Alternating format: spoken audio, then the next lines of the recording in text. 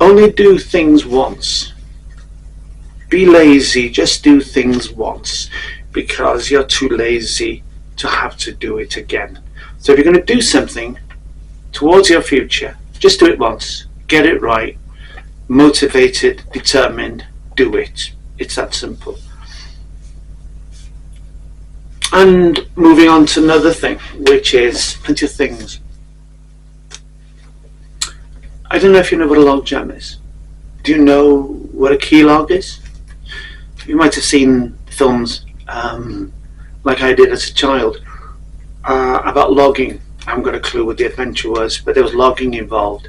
And we're talking about great rivers here. We're not talking about narrow streams. We're talking about rivers that are half mile across.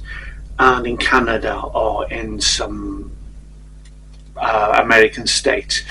And the job was to cut down trees, millions of them in their turn, cut them down, and then take the branches off, leaves off, and then just roll them down into the river.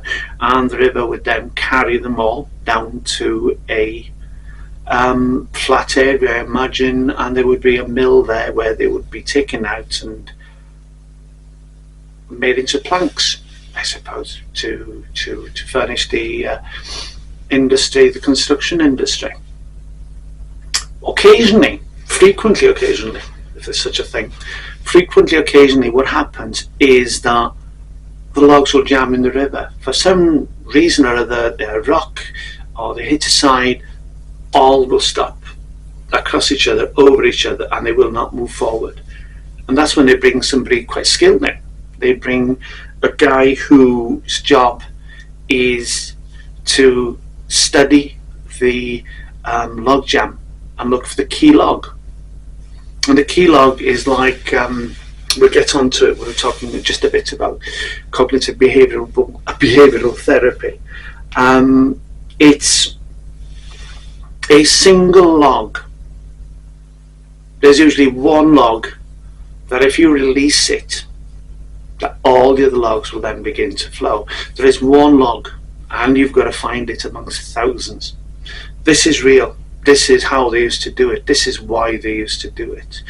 It's lots of money if the logs aren't getting down and they're not going through the factory, through the mill, and going out the other side on back of trains or wagons or whatever. The guy's job, usually a guy, always a guy, the job was to find the key log and then release it. I don't know if the guy himself released it or somebody else did it, because you had to ride on. I don't know if you've seen logs. You stand a log in water and it will revolve. So you've got to go from the to the bank to the log and then find a way of releasing it and then getting the hell out before there's millions of tons of logs start bearing down on you. So that's a key log, and it is also an explanation of, I suppose, of cognitive shift, which is how a single thought, a single realization, a single phrase, whatever, it can come from nowhere. Could be in one of the things I tell you and it doesn't strike till later, which is when I'm talking time bombs. Single thoughts that, when nothing makes sense, when things are upside down, sideways, making no sense whatsoever, a single phrase, a word, can make them all make sense. Something that is two-dimensional becomes three-dimensional, and it's three-dimensional, you can investigate it, even if it's, intellectually investigated. So the way you look at life changes, or the way you look at the problems that is holding you back, that changes. And maybe, if you're lucky, if it's the right thought or looking at the right problem, it will release everything. Things do change. Those things happen in life. It's why people do cognitive behavioural therapy. It's because it works and it gives you a cognitive shift. So things that were impossible become possible to read. We talk about what we want to do. We're going to do this, we're going to do that, anytime now. We're going to leave this town, we're going to go to the city, we're going to do whatever. We never do it. We never do it. The more you talk actively about what you're going to do, you're stealing energy from actually doing it. Okay? So if you're going to do something, just do it. People, as friends over the years, have just talked to me and say, oh, I intend to do this, that, and the other. And I said, well, don't tell me what you're going to do. Do it and tell me about it afterwards. And keep quiet about it. There's a lot to be said about shutting up, planning, and just working quietly. You will achieve more just by doing that, because you're dedicating more of your energy to it and you're not giving it away to other people. And another thing also, don't invite people into your thinking when you're trying to plan something, especially people who have been part of the conditioning, the bullies, the nasties, the authoritarian figures, parental figures, maybe even friends. We can have friendships based on manipulation and abuse. So never invite them into your thinking at all. That's a mistake, because if they're in there, you will remember all those wonderful little quotes that undermine you. So get a nice friend in there, get the cat in there with you. The cat is a good motivator because it wants to make sure that you are successful and make enough money to feed it. Well, that's what's going on here. If you have been doing the same thing all the time for God knows how many years and expecting a different outcome, then ain't going to happen. It's, as somebody said, it's the definition of madness, doing the same thing over and over and expecting a different outcome. So that's not going to happen. So do something differently. It doesn't matter what it is. Years ago, I used to go drinking with my mates on a Friday night, and we did it every Friday night. We go to the same pub every Friday night that we've been going to for years, for decades. And I started looking around. And I looked at the people, were the same people who had been visiting that pub on a Friday night as part of the tour, like we did for the last, God knows, since they were 16, 17. And I looked at them, they were greyer, they were fatter, some were wearing the same denim clothing.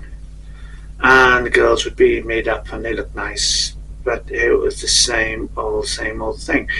And I said one week, I don't think I'm going to come next week. And we usually ended up about 4 or 5 pints. I can never drink more than that. And it would be chips, peas and gravy with a fried egg on top on the way home. And that would be it. That would be Friday night, and it'd be the same every Friday night. And I decided, so I'm not going to go again. I said, I'm not going to come next week, and oh God, that was it. I threatened their existence because they wanted the security. One person in particular wanted security, wanted everything to be the same all the time. It's fear of change. And I thought, no. And they said, I'll come and get you. I said, no. I said, I'm not coming. And I was getting messages, going to come on Friday, aren't you? And I said, no. I'm going to do something differently. See if there's a different outcome. And what I did was I just went to the cinema. And I came out and it was still light because it was summer. And I just felt great. And I didn't fancy a drink.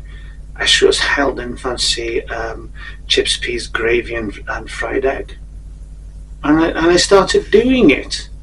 And people were angry towards me for the simple reason that I had buggered up the rest of their lives by not wanting to sit in a pub and drink and grow musty and fusty, and it was so depressing. It was so depressing. Probably even today, people are still there in that pub, in their denims, just got fatter and greyer and paler, and God, must be a mortality rate in there by now. So I'm aware that an enormous amount of motivation came from that. So I just did something different. It was left field. Instead of going drinking, I went to the cinema, and it liberated me. And it meant I'd given myself authority over myself to go to museums, to go to galleries, to go to the theatre, and and not grow old in a pub. I used to climb, but I didn't. Once I didn't, and travelling around Europe with a friend, backpacking, doing inter trains all over Europe, 30 major cities. It was quite extraordinary. And mate said, "When you come back, I'll take you climbing." And I said, "Yeah, okay." I knew he'd taken up climbing, but never been. And it was a brave thing to say for me because I'm terrified of heights. But climbing is something I wanted to do, but I was terrified of heights. So after we came back and weather improved, he said, "Let's go and do a straightforward climb. Nothing incredibly dangerous, just a nice climb." And it turned out it was superb. And one thing I learned climbing that day, at the end of a rope albeit, is I wasn't afraid of heights. I was afraid of high things built by humans.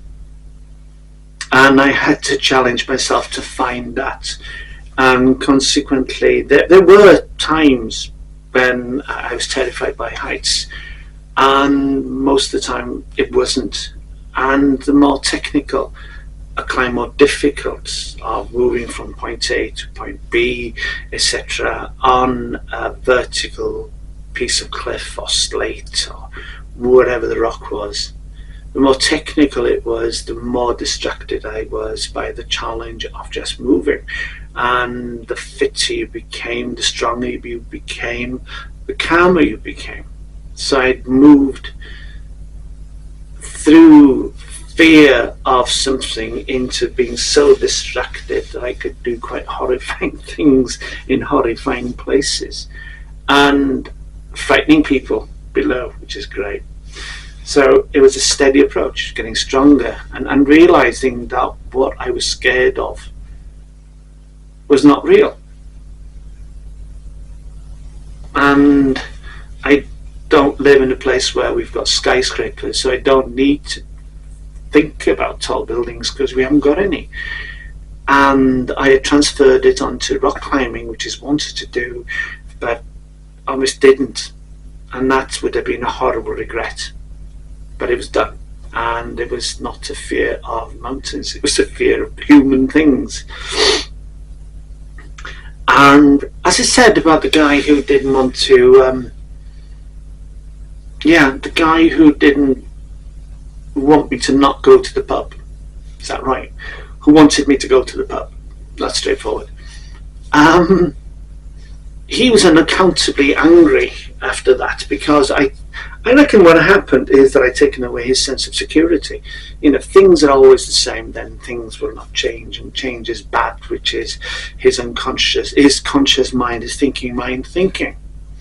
And probably the anger was nothing to do with me. It was just another object to thrust that anger at. And I feel so sorry for that. But then again, I could not, in all good conscience, sacrifice my life and things I wanted to do just to keep his conscious thinking, trapped mind safe and secure and around the campfire. So I wasn't going to do that. Okay, we'll move on. Okay, last thing today. I want to talk about anger. I want to talk, as I said earlier on, what I said is I want to talk to you about the shape of your thinking, the structure of your thinking, about how you think, what makes you think, where the obstacles lie, how we create obstacles for ourselves, where we know we can be brave, but we choose not to be brave.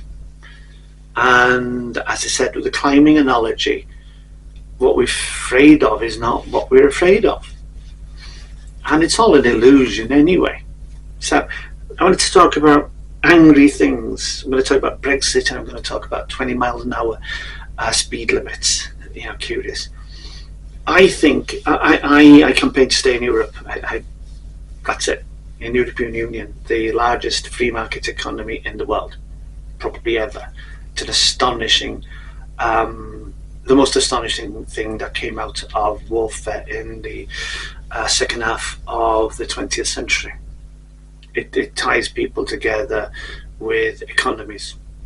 make us, we are hostages to each other. And also, the good thing about the European Union is that we can travel. Well, we could travel before Brexit freely around Europe, work there, live there, just be there.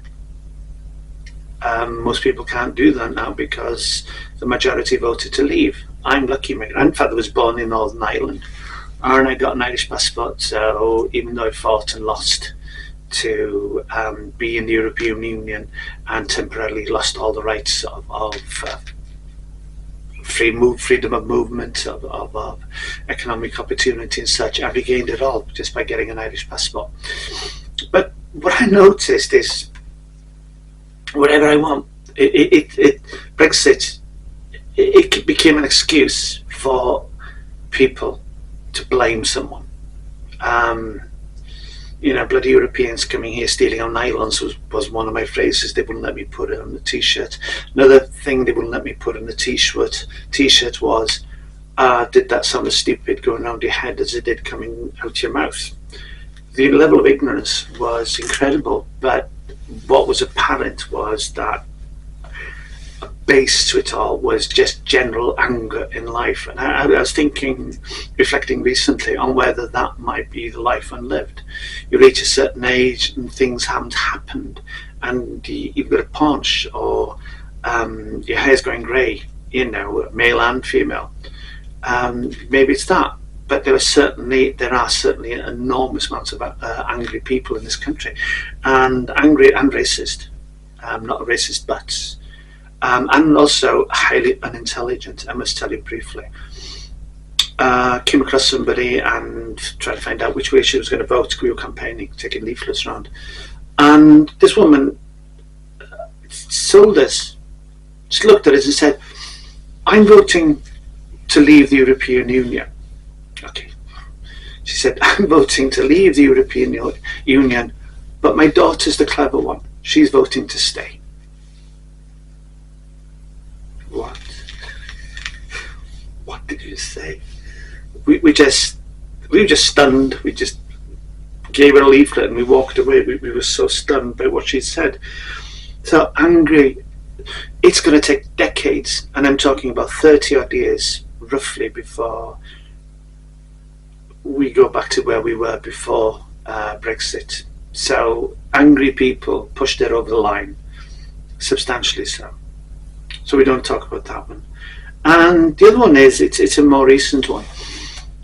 In Wales, the First Minister has decided that we will, in built-up areas where there are more dense populations of people, of children, of elderly people, of disabled people, of schools, of hospitals, these vulnerable areas where you got more chance of an accident happening just simply because you've got more cars and you've got more people living there. And children, we know children, if they see the ball running into the road, they will run after it. And if parents on the other side, or uncle and auntie on the other side of the road, they will run to them, and they will, 5 or 6 year old, 4, 5, 6 year old, they won't think, they'll just go.